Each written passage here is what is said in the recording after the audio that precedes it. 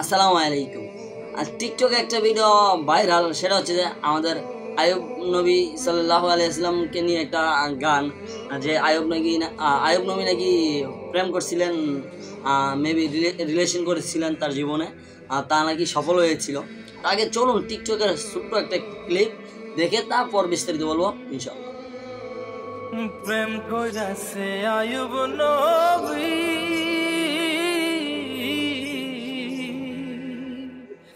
আর প্রেমের রহিমা বিবি গো, তারে 18 সাল কিরায় খাইলো, 18 সাল ও তারে 18।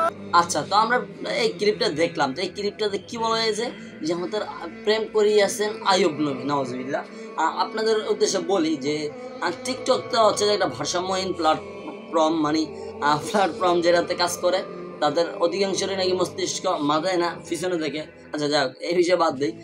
মানে হচ্ছে অটিস্টিকদের বসবাস হচ্ছে যে টিকটকে, তাই না? আমরা এটা সবাই কম বেশ জানি।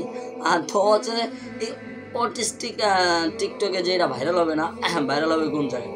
তো প্রশ্ন এটা না, প্রশ্ন হচ্ছে যে আসলে কি আয়ুব নবী আর প্রেম করছে নাকি? নাউজুবিল্লাহ, সম্পূর্ণ মিথ্যা বানোয়ার।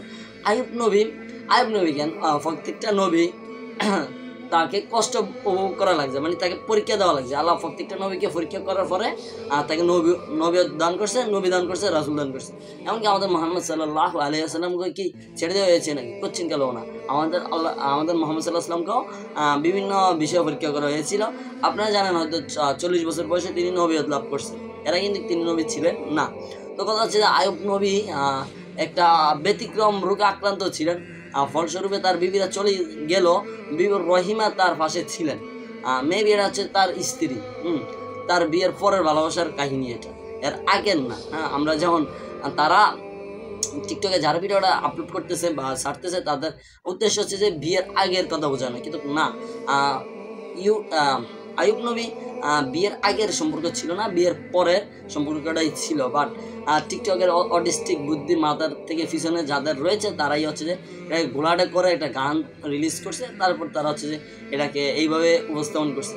আর জানেনই তো আমাদের আবেগ বেশি, ধর্মীয় জ্ঞান খুবই কম, এই জন্য হচ্ছে যে আমরা গুলিয়ে ফেলি। নয় সূক্ষ্ম একটা বিষয় যে নবীরা কখনো রিলেশন বা হারাম কাজে জড়াবে না, আমরা জড়াইতে পারি, এটা স্বাভাবিক, মানুষ করতেই পারে ভুল, কিন্তু হচ্ছে যে নবীরা এটা করবে না, কোশ্চিন কালো করবে না।